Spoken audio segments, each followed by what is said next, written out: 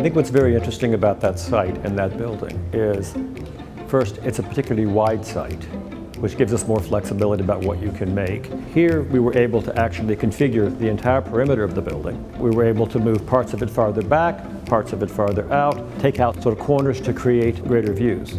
I've always been fascinated by buildings that have windows which are vertical rather than horizontal. This goes back to, well, it's back to Proust, and the idea that standing here, I'm looking out, I can imagine the terrain between where I am and where the street is. There's a kind of continuity spatially about that. When a window is horizontal, it tends to become a panorama. It's like a postcard hung on the wall, and the kind of continuity and intimate relationship between being here and being there is lost. So making the windows vertical on the facade, spacing them in such a way that you could have legitimate art in between them.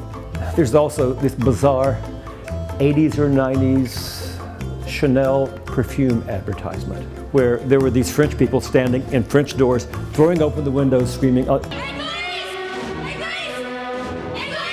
and it was a beautiful facade. At 560, we've been able to customize the floor in such a way that the center lines of the herringbones align with the center lines of the windows in the sitting room.